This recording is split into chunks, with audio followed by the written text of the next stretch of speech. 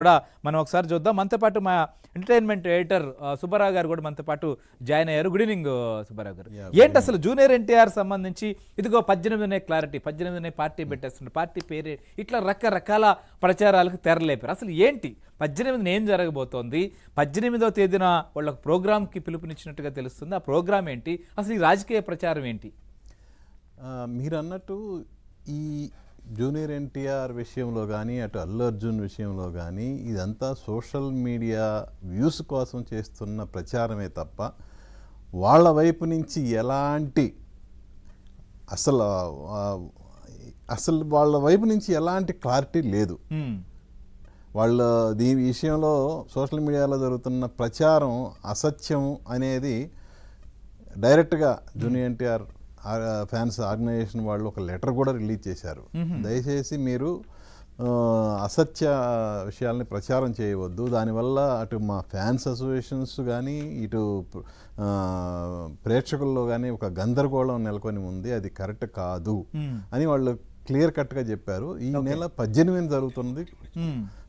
Only ఊరు వాడ ఆ కార్యక్రమం ఫ్యాన్స్ అందరినీ ఒక చోటకి చేర్చి వాళ్ళకి ఒక అంటే సామాజికంగా కానీ సోషల్ అవేర్నెస్ తీసుకొని వచ్చి ఏదైనా ఇబ్బందుల్లో ఉన్న వారికి సహాయం చేసే విధంగా సహాయ కార్యక్రమాలు అనేది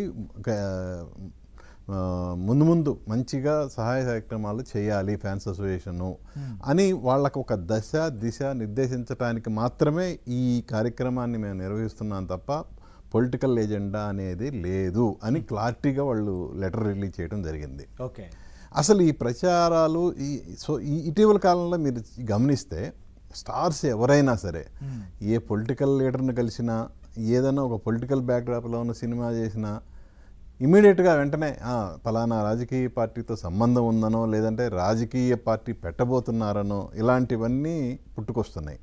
ఇది కేవలం వ్యూస్ కోసం కొన్ని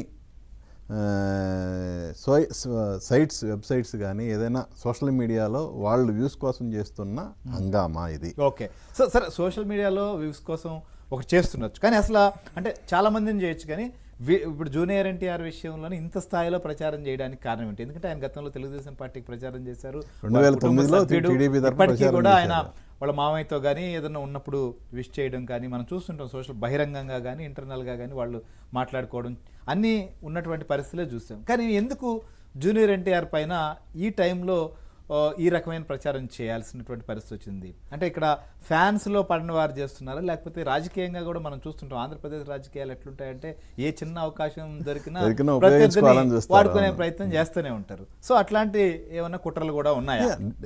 నిస్సందేహంగా ఆ రాజకీయ కోణంలోనే ఆలోచించాలి మనం. ఎందుకంటే ఇప్పుడున్న సిచ్యుయేషన్లో అధికారంలో ఉన్న పార్టీకి ఏదో విధంగా దెబ్బతీసే విధంగా మనం న్యూస్ ఇస్తే అది అధికార పార్టీకి కొంచెం ఇబ్బంది కలిగించే అంశం అవుతుందనే ఉద్దేశంతో, ఎందుకంటే అదే అధికార పార్టీకి 2009లో జూనియర్ ఎన్టీఆర్ ప్రచారం చేయడం జరిగింది, సంబంధ భావ్యాలు ఉన్నాయి. అవును. సో ఇలా తీసుకొని వస్తే వాళ్ళకి మధ్య అంటే విభజించు పాలించు అనేది అప్లై చేస్తే కొంత ప్రయోజనం పొందవచ్చేమో అనే యాంగిల్ కూడా ఉండొచ్చు. ఓకే, సో అయితే మీకు ఇక్కడ ఒక విషయాన్ని గమనించాలి. గత ఎన్నికల్లో పవన్ కళ్యాణ్ 100% స్ట్రైక్తో ఉప ముఖ్యమంత్రి అయ్యారు.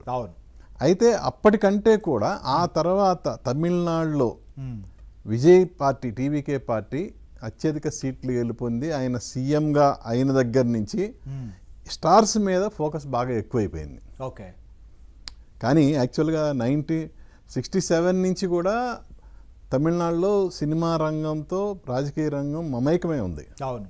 ప్రతి ఎన్నికల్లో సినిమాకి సంబంధించిన వాళ్ళు ఎవరో ఒకళ్ళు పోటీ చేయటం కానీ జరుగుతూ వచ్చింది. అవును. ఇప్పుడు అటు ఎంజీఆర్ ముఖ్యమంత్రిగా చేసినా, కరుణానిధి గారు ముఖ్యమంత్రిగా చేసినా సినిమా రంగంతో మాత్రం వాళ్ళకు ప్రత్యేకమైన అనుబంధం ఉంది. అయితే అలాగని కంప్లీట్గా సినిమా వాళ్ళకి బ్రహ్మరథం పట్టిన దాఖలాలు లేవు. ఆ తర్వాత శివాజీ గణేశన్ గారు పార్టీ పెట్టినా ఆయన్ని ఓడించారు. ఈవెన్ కమల్ హాసన్ లాంటి నటుడు పార్టీ పెట్టినా ఆయన్ని ఓడించారు. రజనీకాంత్ గారు అయితే ఇదిగో వస్తున్నానని చెప్పి ఆయన కూడా లాస్ట్ మినిట్లో ఆరోగ్య కారణాలు చెప్పి ఆయన కూడా డ్రాప్ అయిపోయారు. ఇక విజయకాంత్ పార్టీ పెట్టినా ఏదో కొన్ని సీట్లకు పరిమితం అయిపోయారు. ఇలా నెంబర్ ఆఫ్ స్టార్స్ పాలిటిక్స్లోకి ఎంట్రీ ఇచ్చారు కానీ ప్రభావం అయితే చూపించలేకపోయారు. అవును. అయితే రాజకీయంగా గత ఎన్నికల్లో ఒక అడ్వాంటేజ్ అనేది విజయ్కి లభించింది. అటు ఫ్యాన్స్తో పాటు ప్రజల్లో కూడా కొంత మార్పును కోరుకున్నారు. దానివల్ల తమిళనాడులో ఆ రోజు ఒక వాక్యూమ్ కూడా, ఎందుకంటే Yeah. జయలలిత మృతి తర్వాత అన్నా డిఎంకే పార్టీని లీడ్ చేసేటువంటి నాయకుడు లేడు అనేటువంటిది అక్కడ ఒక లోపం కూడా స్పష్టంగా ఉండింది. సో దాన్ని కూడా విజయ్కి అడ్వాంటేజ్గా మారింది. ఒక విధంగా జంజీ కావచ్చు, ఈ ఆలోచన ధోరణులు ఇవన్నీ కూడా కలిసి వచ్చినటువంటి విషయాలు. సో ఇప్పుడు వరకు జూనియర్ ఎన్టీఆర్ ఏమైనా ఎక్కడైనా దీనికి సంబంధించిన ప్రస్తావన కానీ ఏదైనా సినిమా ప్రమోషన్స్లో కానీ ఇంటర్వ్యూల్లో కానీ ఇటీవల కాలంలో ఎప్పుడైనా రాజకీయపరమైనటువంటి అంశాలని జూనియర్ ఎన్టీఆర్ ఎప్పుడైనా అసలు ప్రస్తావించారా? లేదు, అస్సలు ప్రస్తావించలేదు, ప్రస్తావించరు కూడా అతను. ఎందుకంటే తను ప్రస్తుతం ఉన్న పొజిషన్లో అటు జూనియర్ ఎన్టీఆర్ కానీ అల్లు అర్జున్ కానీ భారీ పాండియన్ ప్రాజెక్ట్స్ బిజీగా ఉన్నారు. సో ఒక విధంగా చెప్పాలంటే వాళ్ళ కెరియర్లో పీక్స్లో ఉన్నారు. ఈ టైంలో రాజకీయం అంటూ రెండు పడవల మీద కాళ్ళు పెట్టి దెబ్బతినాలి అనే ఉద్దేశం వాళ్ళకి ఏ కోశానా లేదు. ఓకే. ఒకవేళ నిజంగా పార్టీ పెట్టి పోటీ చేయాలనుకుంటే నెక్స్ట్ వచ్చే ఎలక్షన్లో పోటీ చేయడానికి ఎట్టి పరిస్థితుల్లో ఆస్కారం లేదు.